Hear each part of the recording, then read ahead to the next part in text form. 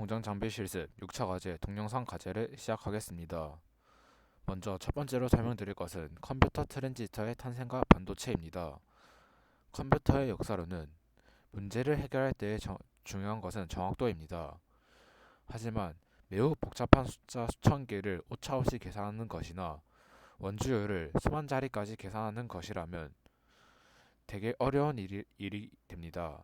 이러한 작업들은 사람이 할 줄 알더라도 실제로 해보면 실수가 빈번히 일어나는 일들입니다. 이러한 작업을 정확하게 하기 위해서는 기계의 힘이 필요했고 이것이 컴퓨터 탄생의 시작입니다. 두 번째로는 설명드릴 것은 전기로 제어되는 컴퓨터입니다. 전기가 발명되자 컴퓨터 역시 전기로 제어하려는 시도가 대세가 되었습니다. 전기 기반의 컴퓨터를 만들기 위한 수많은 시도가 있었으며 그렇게 해서 탄생한 기기가 바로 애니악입니다. 애니악의 특징은 톱니바퀴와 증기를 사용했던 해석기관과는 달리 진공관이라고 부르는 일종의 전구와 각종 전자회로를 조합해 작동하는 컴퓨터였습니다. 전구에 가까운 부품이 달려있는 것에서 알 수 있듯이 애니악의 에너지원은 전기라고 볼 수 있습니다. 하지만 애니악은 방 하나를 차지할 만큼 거대한 컴퓨터였으며 전기를 무려 170kW나 사용했습니다. 이것을 비유하자면 전자레인지 170대분의 어마어마한 전력을 사용하는 것과 같은 수준이었습니다. 하지만 이 규모와 에너지 소모에 걸맞게 당시에 필요로 하던 수많은 일을 해낼 수 있었으며 삐걱대면 천천히 움직일 톱니바퀴 대신 17만 개가 넘는 진공관을 사용했으므로 연산 속도도 훨씬 더 빨랐습니다. 애니악은 개발된 이후 수소폭탄 개발, 시뮬레이션 반복론 등의 큰 족적을 남겼었습니다. 다음은 트랜지스터의 등장입니다. 트랜지스터는 1947년 발명이 되었고 트랜지스터는 큰 전류의 흐름을 매우 작은 전류로 조절할 수 있는 혁신적인 기기였습니다. 과학자들은 이 두 번째 사진과 같이 반도체 소재 두 종류를 사용하면 신호를 매우 쉽게 끊고 연결할 수 있음을 알게 되었습니다. 구조가 어려워 보이지만 작동 원리는 본질적으로 밧줄을 당겨 증기 이동을 제어하는 것과 똑같습니다. 최초의 트랜지스터가 발명된 그 해, 지금까지 널리 사용되는 BJT라는 BJT라는 트랜지스터가 발명되었습니다. 이 과정에서 반도체라는 물질 역시 대중에게 알려지기 시작했습니다. 1959년 벨 연구소에 재직 중이던 모하메드 아탈라 박사와 강대원 박사 두 사람은 모스펫이라는 새로운 형태의 트랜지스터를 개발하게 되었습니다. 두 사람은 실리콘 원판 위에 두 종류의 반도체층을 형성한 뒤 그 위에 금속을 얹음으로써 평평한 모양의 트랜지스터를 만들어냈습니다. 이 트랜지스터는 작동 원리는 약간 달랐으나 사용 방법은 위에 소개된 트랜지스터들과 크게 다르지 않았습니다. 이 트랜지스터가 진정 가치 있는 이유는 생산성이었습니다. 모스펫은 납작한 모습 덕분에 여러 개를 실리콘 웨이퍼 위에서 붕어빵을 찍어내듯 한 번에 만들 수 있었습니다. 어떻게든 더 작게 만들기만 하면 동일한 넓이의 웨이퍼에 수십 배의 모스펫을 만들어낼 수도 있었습니다. 더욱 좋았던 점은 이미 연결된 모스펫의 집합을 한 번에 제조할 수 있었다는 것입니다. 다음으로 설명드릴 것은 반도체 공정 개발과 산화입니다. 먼저 가공 첫 단계에서 할 일은 다양한 형태의 단위 소자를 만드는 것입니다. 만든다고는 하지만 실제로는 실리콘 웨이퍼 위에 각종 처리를 해서 필요한 개수의 소자를 새기는 것에 더욱더 가깝습니다. 이 과정을 FEOL, 즉 프론트 엔드 오브 더 라인이라고 하고 그 이후에는 납땜에 해당하는 일을 해야 합니다. 하지만 작은 소자들을 직접 납땜할 수 없기 때문에 FEOL에서 사용한 것과 비슷한 기술들을 이용해 매우 미세한 배선을 만들어 수십억 개의 단위 소자들을 연결해야 합니다. 이 과정을 BOL, Back End of the Line이라 부릅니다. 이 두 과정을 합쳐 웨이퍼 가공 과정인 전공정이라고 부릅니다. 또한 일반적으로 알려져 있는 반도체 8대 공정은 웨이퍼 제조 공정, 산화 공정, 포토 공정, 식각 공정, 증착 공정, 금속 배선 공정, 테스트 공정, 패키징 공정 순으로 이루어져 있습니다. 지금 설명드릴 것은 산화 공정입니다. 산화 공정은 다양한 모양들을 반도체 내부에 균일하게 만들어내기 위해서 필요 없는 부분을 깎고 필요한 부분은 물질을 씌우는 등의 다양한 작업을 하여 일종의 차단막을 만들어내는 방법을 말합니다. 산화 공정의 종류로는 습식산화, 건식산화, 라다칼 산화로 크게 세 종류로 이루어져 있으며, 먼저 습식산화는 실리콘 웨이퍼를 고온의 수증기와 반응시키는 방식을 말하는 것입니다. 이 방식은 매우 빠른 속도로 실리콘 산화막을 성장시킬 수 있습니다. 하지만 산화막의 전체적 균일성, 밀도 등의 특성이 떨어지며 또한 불순물인 수소가 생성이 됩니다. 다음으로는 건식산화입니다. 건식산화는 고온의 산소 기체를 직접 실리콘 웨이퍼에 보내주는 방식이며, 이 방식은 습식산화와 달리 부산물이 생성되지 않으며 밀도가 높고 균일한 산화막을 생성시키는 것입니다. 하지만 이것의 단점으로는 습식산화에 비해 느리다는 단점이 있습니다. 마지막으로는 라디칼 산화인데, 라디칼 산화는 앞에 두 다른 산화와는 다른 과정으로 진행이 됩니다. 다른 산화는 자연 기체들을 고온으로 올려 에너지를 줌으로써 웨이퍼 표면과 반응시키는 방식이며, 라디칼 산화는 이 단계에서 한 단계를 더 거치는 방식입니다. 먼저 산소 원자를 고온에서 수소 분자와 섞어주면 라디칼이라는 반응성이 높은 기체로 바뀌는데, 이 것들을 실리콘 웨이퍼와 반응시키는 방식으로 이루어지는 것입니다.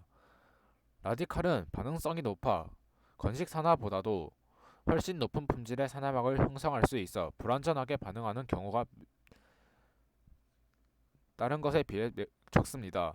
또한 산화 속도로는 습식 산화가 빠르고 건식 산화는 평균적인 시간이며, 라디칼 산화는 느린 편에 속하게 됩니다.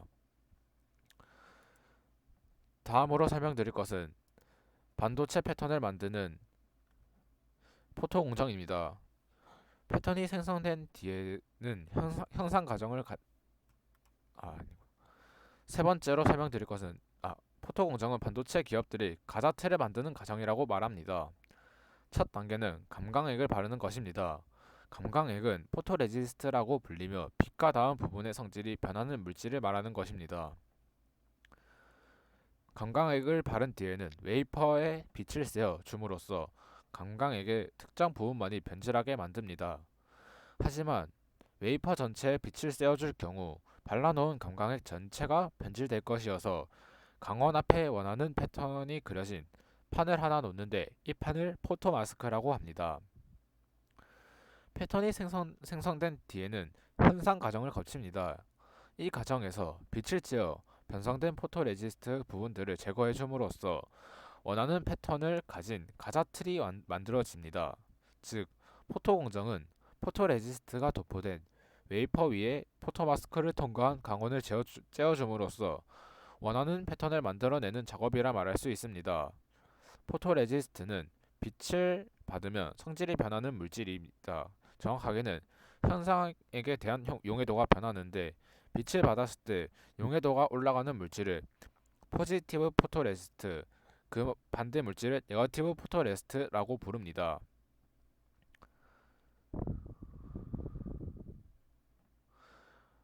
포지티브 포토레지스트는 현상 과정을 거치고 나면 빛을 받은 장소가 제거가 됩니다. 따라서 식각 증착 등의 공정을 진행할 때 빛을 받은 부분만이 영향을 받게 되며, 빛을 받지 않은 부분은 포토레지스트에 막혀 D단계 공정에 영향을 받지 않게 됩니다. 다음으로는 네거티브 포토레지스트입니다. 네거티브 포토레지스트는 빛을 받은 경화된 영역이 이후 형상 과정에서 용액을 일부 흡수해 부풀어 오르기 때문에 미세한 패턴 형성에는 적합하지 않습니다. 이 다음으로는 포토마스크입니다. 마스크의 패턴은 반도체의 설계이며 반도체의 용도를 결정할 정도로 매우 중요합니다. 다음은 노출, 즉 노광 단계입니다. 이 단계에서 이 단계에서는 빛을 웨이퍼 위에 칩 하나 크기의 좁은 영역에 비춰지고 시간만큼 빛을 비췄다면 노광기는 웨이퍼 위에 약간 옆 부분으로 이동해 작업을 반복하게 합니다.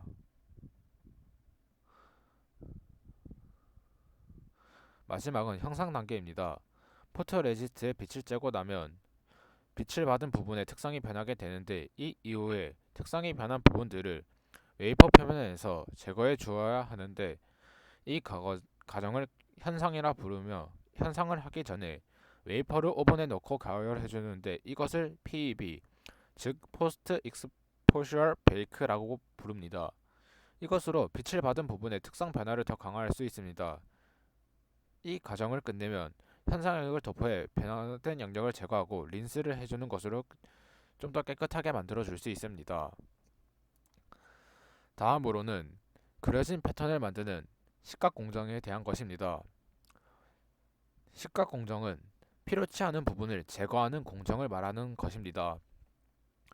반도체 제조 공정에서는 다양한 종류의 물질 제거 공정이 있습니다.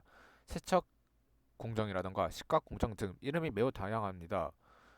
여기서 원치 않는 불순물을 웨이퍼 전체적으로 씻어 없애는 것이 세척이라면 식각은 포토마스크를 동원해 원하는 미세 패턴을 파내는 것에 집중하는 작업이라는 차이가 있습니다. 식각에서 사용되는 기체나 장비들은 유사한 공정에서도 사용할 수 있습니다. 식각에서 요구되는 특성들이 있는데 첫 번째로는 선택비입니다. 선택비는 해당 공정에서 제거하고 싶은 물질만을 얼마나 잘 제거하는지를 나타내는 수치입니다. 식각 공정을 통해 100% 원하는 물질만 제거하는 것은 불가능합니다. 반응이 진행됨에 따라 씌워놓은 포토레지스 등도 느리지만 서서히 깎여나가는 문제가 생기기 때문입니다. 선택비가 높다는 것은 식각 과정에서 제거해서는 안 될 물질은 덜 제거되고 제거해야 하는 성분만이 잘 제거된다는 의미로 말합니다. 두 번째로 설명드릴 것은 방향성입니다. 식각이 진행되는 방향을 의미하며 크게 등방성 식각과 비등방성 식각으로 나누어집니다. 등방성은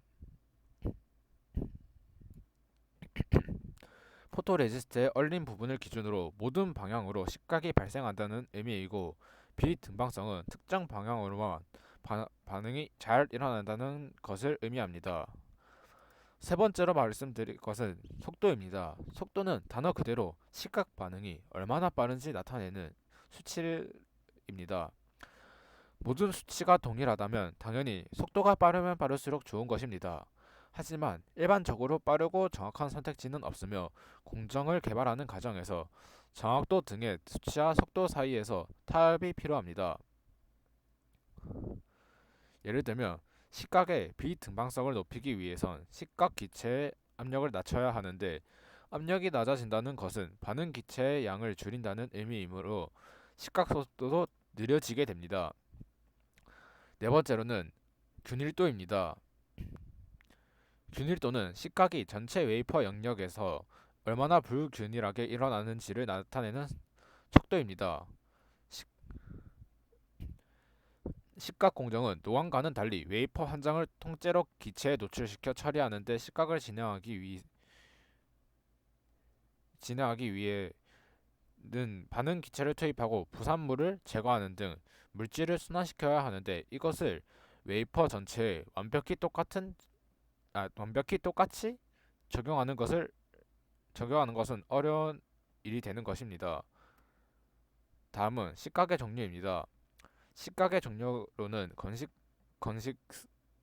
식각과 습식 식각이 있습니다. 건식 식각은 기체를 이용하는 식각 전체를 포괄하는 개념입니다. 촉촉 도포된 웨이퍼를 기체에 노출시키는 시각 방식입니다.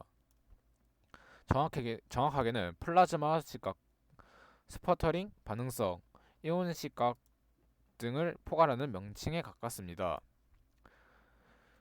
다음은 습식 시각입니다. 습식 시각과는 달리 굉장히 다양한 방법으로 물질을 제거하기 때문에 엄밀하게 비등방성 특성을 일목요연하게 설명할 수는 없습니다. 예를 들어 화학적 방식으로 이루어지는 건식 시각이라면 등방성을 가질 것이고 물리적 방법을 사용한다면 비등방성을 가질 것입니다. 하지만 건식 시각은 비등방성이 높고 처리 속도까지 느리지 않은 RIE가 자리를 잡아감에 따라서 건식 시각은 비등방성을 가진다고 설명을 할 수 있습니다. 다음으로 설명드릴 것은 더 작게, 더 많이, 미세화를 위한 핵심인 증착 공정입니다. 먼저 방막의 종류와 역할에 대한 것입니다. 물질을 추가하는 과정은 반도체 제조에서 매우 중요하기 때문에 반도체는 순수한 실리콘만으로는 작동하지 않습니다. 간섭받으면 안 되는 두 영역을 구분지어야 하고 연결돼야 하는 곳들은 전선을 통해 연결해야 합니다. 필요한 경우 특정한 막지를 이용해 전기장에 힘을 강하게 주거나 약하게 주기도 하며 다음 단계 공정을 쉽게 하기 위해 얇은 막지를 미리 생성하는 등 많은 경우에 필요하게 됩니다. 반도체 내 중요한 반막 중 하나는 각종 방어막입니다. 회로 간의 경계를 만들어 줌으로써 반도체 핵심 소자들의 간섭과 전류의 누설을 막아 동작 신뢰성을 높이는 것입니다. 필요한 경우 칩을 외부의 충격으로부터 방어하는 막을 제조 공정 마지막에 씌우기도 합니다.